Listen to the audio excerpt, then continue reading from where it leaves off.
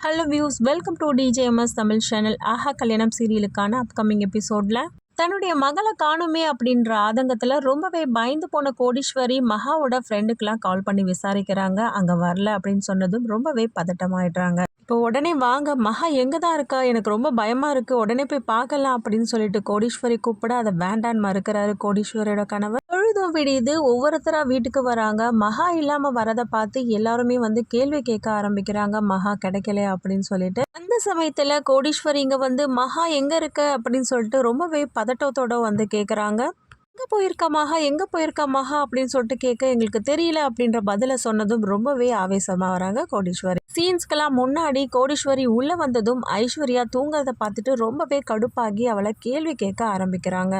தங்கச்சி காணாமல் போயிருக்குன்ற விஷயம் உனக்கு தெரியுமா தெரியாது அப்படின்னு கேட்க எனக்கு தெரியுமா அப்படின்னு சொல்ல இதை சொல்ல வெக்கமா இல்லை, ஒரு தங்கச்சி காணாமல் போயிருக்காள, என்னாச்சு ஏதாச்சுன்னு அம்மாவுக்கு ஒரு வார்த்தை ஃபோன் பண்ணி சொல்லுவோம், இப்படி நடந்திருக்குன்னு சொல்லிட்டு சொல்லுவோம், ஏதாவது ஒன்றுனாச்சும் சொன்னேன், அதை விட்டு தூங்கிட்டு இருக்க அப்படின்னு சொல்லிட்டு கேட்குறாங்க ஐஸ்வர்யா பார்த்து. என்னோட மகளை காணுமே, எங்கே போனான்னு தெரியலையே, என்னோட அதிர்ஷ்டமே தொலைஞ்சு போச்சு அப்படின்ற மாதிரி பயங்கரமாக புலம்புறது மட்டும் இல்லாமல் எல்லாரையும் பார்த்து கேள்வியும் கேட்க ஆரம்பிக்கிறாங்க. மாப்பிள்ள நீங்கள் சொல்லுங்கள், என் பொண்ணு எங்கே போயிருக்கா, என்ன ஆனால் உங்களுக்கு தெரியுமா அப்படின்னு சொல்லிட்டு சூர்யாவை மட்டும் கேள்வி கேட்கறது மட்டும் இல்லாமல் ராஜலட்சுமியும் சேர்த்து கேட்க ஆரம்பிக்கிறாங்க.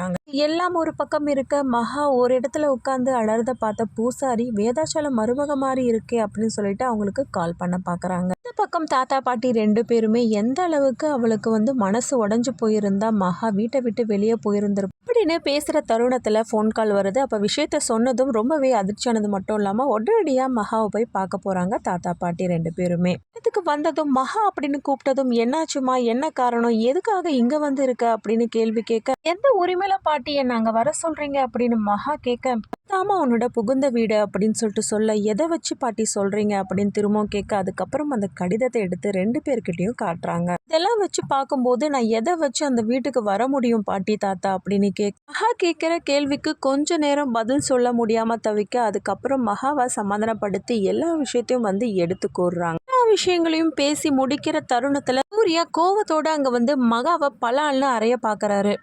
நிறுத்திட்ட, அறைய வேண்டித்தானே, அடிக்க வேண்டித்தானே தாத்தா பாட்டி சொல்ல, அப்புறம் அமைதியா கையை வந்து எடுத்துடுறாரு.